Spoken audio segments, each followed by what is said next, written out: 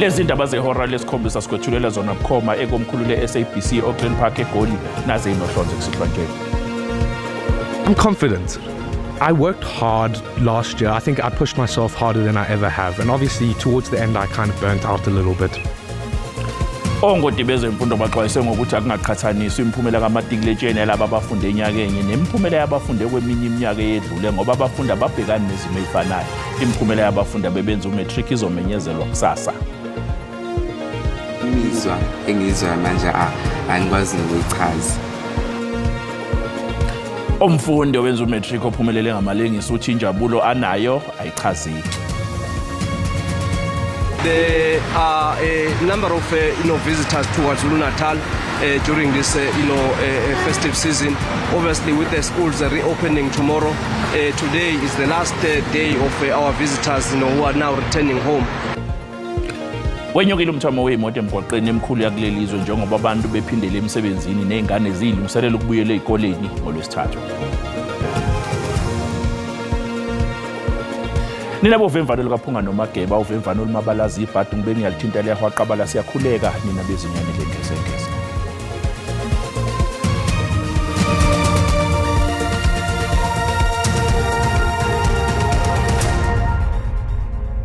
Ongoti bezemfundo baxwayise ngokuthi akungaqhathaniswa imiphumela kamatikuletsheni yalabo abafunde enyakenye nemiphumela yabafunde kweminye iminyaka eyedlule ngoba abafundi ababhekani nezimo ezifanayo. Imiphumela yabafundi umatikuletsheni nyakenye ilindeleke ukuthi iphume kusasa.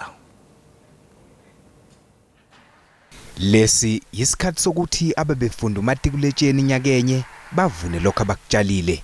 Bangaphezulu kweinkulungwane engama-900 abafundi ababhale ivivinyo. I'm confident. I worked hard last year. I think I pushed myself harder than I ever have. And obviously towards the end I kind of burnt out a little bit. But you do so many sets of exams. You do your mid-year exams, your prelims, and then your finals, and then all the tests in between. So you start to get a good understanding of what you need to work on. Malusi uthi isimo sezulu ebesingesihle kanye nokugula kwabanye abafundi kubalwe engqinambene eyibhekane nabo abafundi bakamatikuletsheni nyakenye. Challenges are always there, year in, year out, of various nature. For example, this year, all the assessment bodies were challenged by inclement weather, which weather conditions prevented some learners from writing the examinations. But as you will hear on Monday, there were processes put in place by some of the assessment bodies to ensure that the learners get an opportunity to write. Omunye ungoti wezemfundo usalokhu eqaphile mayelana nokuqhathaniswa kwemiphumela kamatikuletsheni. I don't like to feed this fascination with the country has achieved 82% or 79% because the National Senior Certificate only measures a slice of the system. It isn't an indication of how South Africa is performing. Njengoba iminyaka yabo emfundweni eyisisekelo yangasemaphethelweni sekukibo ukuthi bakusebenzela kanjani okuhle ukuba kuze kubo. Kusenjalo ukuchichima injabulo yodwa ku-Owethu Shangaso ophumelele ngamalengiso izifundo zakhe kaMatric. U-Owethu ubefunda esikoleni iJohn Wesley eKosi Bay uthi injabulo anayo ayichazeki. Imizwa engizwa manje angikwazi nokuyichaza. Mangathiwa uzongibuza mhlambe ukuthi angazi uma ngathi ubuya ngibuza ukuthi ngiyacabanga ukuthi ngiyoke ngithola ithuba elifana naleli angikholwa ukuthi bengiyokuphendula kodwa kuyakhombisa ukuthi uNkulunkulu uyawenza umsebenzi empilweni yethu kuyakhombisa futhi ukuthi nomsebenzi esufakayo ukhona imiphumela yayo so ngijabulile ayichazeki imizwa yami uthando lokuhlezi unqoba kanye nokwesaba ukuhluleka yona into engiqoqozelile kakhulu. So ekukhuleni kwami konke nasekufundeni kwami kusukela emazingeni aphansi ngangihlezi nginayo leyo ntshisokelo leyo ukuthi kuko konke engikwenzayo mangenze ngenhliziyo ophelele mangenze ngamandla ami aphelele ngoba nginaleyo nto leyo ukuthi ngiyawazi umuzwa ofika nokunqoba kanti futhi ngiyakwazi ubuhlungu obulethwa ukuthi into uthi ufisa ukuyenza kodwa ingaphumeleli so kungiphushe kakhulu ukwazi ukuthi ngifuna ukuyenza lento leyo. Njengoba sekusema nje ukuthi kumenyezelwe imiphumela yalabo ababebhala ivivinyo kaMatric iningi laba lilinde imphumela linetwetweke ngisho nobuthonga behli kwazise lemphumela iyona ezoba umkhombandlela empilweni yalaba abeluleki bezengqondo bathi abazali abazama ukusondela kulezi ngane baxoxe nazo. Umeluleki wezengqondo uthi abebenza umatric abangabi naxhala behlisa amaphaphu vele othisha sebamaka kwatholakala amamaka osekulindiwe manje ukuthi kuphume imphumela akusekho ukujikela emva kwendlu. Your results are already there, they just need to be released. So if you want to have control, you're going to struggle. Allow the feelings to come in to say, this is a difficult period, I'm experiencing anxiety. Udokotela uGamede uthi lolu hlelo luzobasiza kakhulu abafundi ukuthi balungise lezo ifunda abangayiphumelelanga kahle ukuze bagcine beye kule mkhakha abayifisayo. That route is working. I've seen some students who have written maybe 2-3 subjects and they've made it, and they're able to even combine the subjects, and it's possible that while they are combining the subjects, they do get the minimum requirements for their program that they want to study for. Abazali ke badonswa ngendlebe ukuthi bangayifaki incindezi kubafundi. Umuntu agcine efundela into angayithanda enyuvesi ngoba ehlohlene nomngani noma ezwe ngomzali ukuthi ke athathe ziphi izifundo. Kuzomxaka lokho ekhambeni kwesikhathi. Sibafisela inhlanhlaka abafundi, siyazi basebenze ngokuyikhandla bengalali befunda unyaka wonke. Sinifisela inhlanhla abafundi sengathi ngaphumelela. Igama lami nguCalvin wakwaDludla eindabeni zeSABC. Amaphoyisa omgwaqo esifundazweni KwaZulu-Natal asexwayise abashayeli emgwaqeni uThelawayeka uN3 ukuthi kunemvula elindelekile esifundazweni engaholela ekutheni kube nezingqinamba emgwaqeni. AbakwaSidlodlo bayaqhubeka nokuqapha emgwaqweni njengoba imithwalo isobhokweni iningi libuyela emsebenzini emadolobheni ahlukene. Okhulumela ezemgwaqo KwaZulu-Natal uNdabezinhle Sibiya unxusa abashayeli bezimoto ukuba baqaphele ngenxa yesimo sezulu esingesihle kusukela kuqale inyanga. Obviously, with the schools reopening tomorrow, today is the last day of our visitors, who are now returning home, and we are very hopeful that we are not going to experience, crashes. Unfortunately, it is still raining. Kusenjalo umthamo wezimoto ku-N4 kanye neminye imizila uya ngokugcwala eMpumalanga. Izisebenzi ziwele umngcele ilibombo ngale kwezihibe. Ma-holiday bemali right bekube mnandi nethi indlela yona besokolisa bekugcwele nalendleleni kusokolise kakhulu. Yeah, ngiyakhona Soweto ngizojika late ngokuthi ngisaba le strike esikhona eMozambique, so ngizojika fast ukuthi nami ngingakhona ukuthi ngivalele ngapha. Owezokuphepha komphakathi eMpumalanga ubeke kanje. Volumes have picked up on most of the roads. This include your N3, N2, N4, N11 among others. There was a time when they counted about 600 vehicles per hour going through Middleburg Toll Plaza. We've been able to stop over 145,000 going to 146,000 vehicles on all the roads since the beginning of the festive season. Kanti Gauteng amaphoyisa amisa izimoto ayaziphenya uqinisekisa ukuthi abashayeli abayiphulanga imithetho yomgwaqo. Abashayeli bayanxenxwa ukuba bashayele ngokucophelela.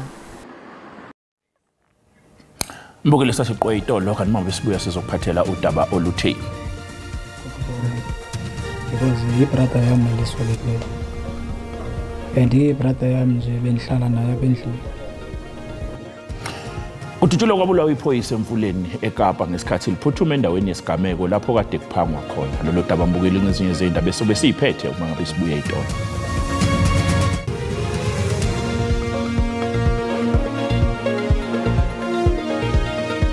Asikubingelele sikwamukele imbukeli uma wasanda kungena udabeni oluphambili besibike ukuthi ongoti bezemfundo baxwayise ngokuthi akungaqhathaniswa imiphumela kaMatriculation yalabo abafunde enyaka enye nemiphumela yabafunde kweminye iminyaka edlule ngoba abafundi ababhekana nezimo ezifanayo njengoba izomenyezelwa kusasa imiphumela kaMatric. Asikhumbuzeke ukuthi lezi ndaba ziyatholakala ku-YouTube na ku-SABC Plus wena kumele ukwenze ngena kuzo uyicinga ngamagama athi SABC izindaba na kanjani uzoyithola ngobunjalo bazo. Lehle kakhulu izinga nobunyoni obamaphoyisa ekuthena kwazi ukubhekana namacala afaka phakathi ukudlwengula ukubulala kanye nokushaya kule minyaka emihlanu eyedlule. Ngokombiko wakamumva wezibalo zobugebengu ukhombise ukuthi liyashaqisa izinga lamacala okubulala njengoba uveza ukuthi esikhathini esiyinyanga eyintathu kubikwa lolu hlobo lwamacala angaphezulu kweinkulungwane eziyikhombisa. Lokhu kuhlaluka empendulweni eyethulwe eParliament ilandela umbuzo ophakanyiswe ngesimo sobugebengu ezweni. Le mpendulo iphinde yabika ngokuthi kusukela ngo-2018 senyukile nesibalo samacala okubulala agcine sevalwa engaphuthuliwe. Ngokunjalo namacala okudlwengula enyukile izinga lawo agcine ephelele emoyeni kule minyaka emihlanu yakamuva. These figures point to a significant challenge in crime resolution, raising concern about the effectiveness of policing and the justice system. The lack of improvement over 5 years suggests that addressing these challenges may require substantial changes in policing strategies, increased resources, especially within the detective corps, and a broader criminal justice reform. For comparison, an average detective in the New York Police Department will carry from 16 to 36 dockets at any one time, whereas our detectives sometimes carry 150, 160, and sometimes even more case dockets. Our root cause is the extremely high crime rate, which has a knock-on effect, and that knock-on effect causes heavy caseloads with our detectives. Lezi zibalo zamacala agcine engaqediwe ziqoqwe eziteshini ezahlukene zamaphoyisa eGauteng, KwaZulu-Natal, eWestern Cape kanye naseMpumalanga. Kudutshulwe kwabulawa iphoyisa elineminyaka engama-32 ubudala emfuleni eKapa esifundazweni iWestern Cape. Kubika ukuthi ke abalisa abangaziwa bebezama ukubamba inkunzi nokuholela ekutheni badubule babulale leli lungu lembokodo ebomvu. Kukholelwa ekubeni uConstable Ayanda Moyikwa ubekwindawo efanelekileyo ngexesha elingafanelekanga ngexa ehlaselwa edutyulwa ibulawa. Xa ezama ke ukuresponda kulo meko le migulukudu abanqevu bahlamhlasela bamdubula waselekela apho eqhwayeleni. Uphathekile uvakalise inxalabo mayela nenani elisiya lisanda lamapolisa aselula nathi abulawe esedyokhweni. Seqhalabile ke kuba ngabantwana abangena emapoliseni besebancinci constables aba babulawayo.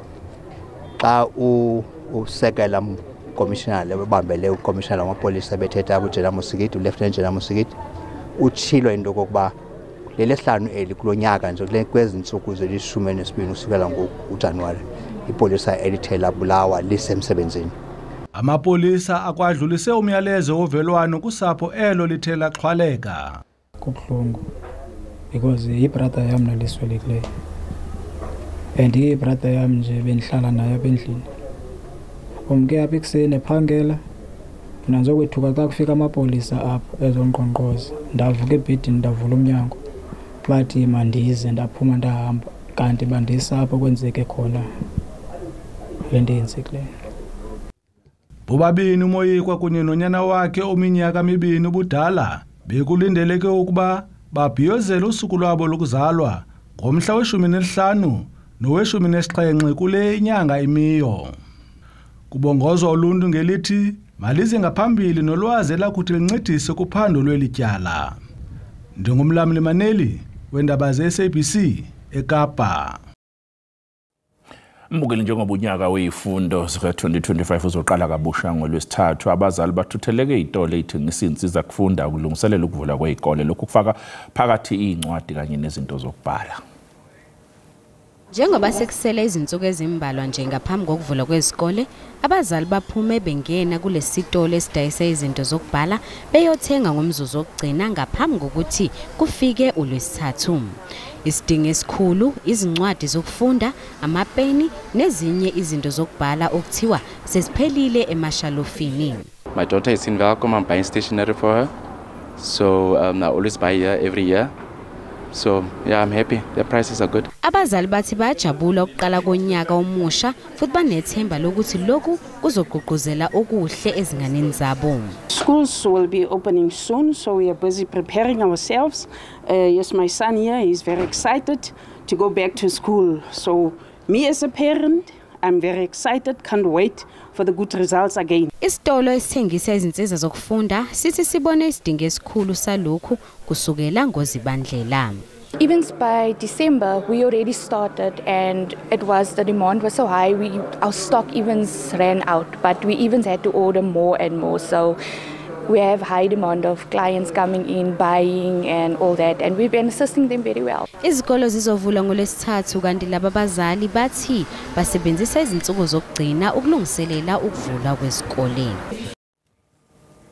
Njengoba ikole ivulwa njengoLwesithathu, lo nyaka kuza nenhlanzi yethemba kumfundi ovela ekhaya elidla imbuya ngothi esifundazweni Northwest. Lo mfundi uyabuyela ke esikoleni njengoba ubengafundi unyaka wonke. Lo mndeni ujabulile ukuthi indodakazi yawo izobuyela esikoleni. Lo mfundi wayeka isikole ngo-2023 ngenxa yokuthi wayehlezi ethutha nogogo nomkhulu wakhe ababesebenza emapulazini. Umama wezingane eziyisihlanu ukujabulele ukuxhaswa inhlangano njengoba edonsa kanzima. Kafushane uthi kuvele kunzima ukhokha ischool fees sabo bonke. Imali yomfaniswano anginayo. Imali yesibonelelo sikahulumeni bayayithola kodwa nayo iphelela ekudleni. Izikhulu zesikole zithi zizoyifaka ebangeni lesibili lentombazane ukuze zibone ukuthi iqhuba kanjani. She's actually was supposed to go to grade 1, but she's grown up. We think we'll talk to departmental heads so that we place her in grade 2. INorthwest Jazz ithi izenzo zabo zigqugquzelwe isimo esingesihle senhlalo kweminye imindeni. It was a responsibility, therefore, for them as a group to have identified this and have an initiative of looking at the education of these girls. Most importantly, let them receive education, let them be like other girls in their community. Inhlangano ifuna ukuxhasa isize abafundi ngezifundo zabo. Laba bathutha izingane zesikole esifundazweni Eastern Cape bathi abalindele ukuthi usuku lokuqala lokuvula kwezikole lube nengqinamba. Yize umnyango wezokuthutha wenza imizamo yokubalungiselela ukuba baqale lo nyaka. Kusenjalo bona laba bathutha izingane bathi udaba lokukhokhelwa umnyango akakhulunywa ngalo. Kumanqada-nqada ephondweni kulungiselela ukuthuthwa kwabantwana besikole abangaphezulu kwekhulu lamawaka. Nalapho le nkqubo yokuthuthwa kwabantwana iza kuvavanywa ngoLwesithathu weveki ezayo xa kuqala unyaka mfundo ka-2025. Abaqhubi bezi zithuthi bathi imiba yokungaboni ngasonye phakathi kwabo nesebe lezothutho malunga nezivumelwano zabo kwakunye nemiba yokungahlawulwa kwabo ziyabaxhalabisa. Andiqondi into yobana sikulungele ukuqalisa usebenza kule veki zayo xa kuvulwa izikolo. Isizathu sesobana inkundla ephakamileyo yasemakhanda ikhuphe isibhengezo sobana wonke umntana oqualifyayo uba makabe kanti uyathuthwa kwiScholar Transport abe kanti uyathuthwa kulo nyaka, which means uqala next week.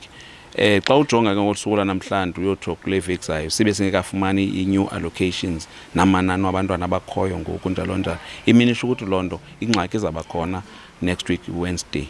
Abaxhamla kule nkqubo yokuthuthwa kwabantwana besikolo bathi bonelisekile ngomgangatho wale nkqubo kodwa banethemba lokuba bonke abantwana baselungelweni lokuxhamla kule nkqubo bangaxhamla. Sinqwenelela kuba abantwana bethu bafumane i-transport engabhataliyo because siyabhatala qho nyanga nanyanga. Isebe lezothutho ephondweni lithi alinaqiniseka ngokupheleleyo ukuba likulungiselele ngokwaneleyo ukuvulwa kwezikolo kuba kusabhaliswa abantwana ezikolweni.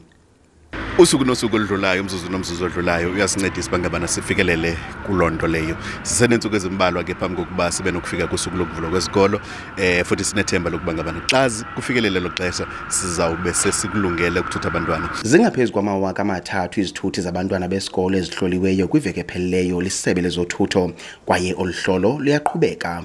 Ndingusidima Mfeku kwindaba ze-SABC ndiseMpuma Koloni. Hayi mbukela amakhosi ayaqhubeka nokulokhu ebhekwe isambane. Mhlahlo isimo sezulu yalandela.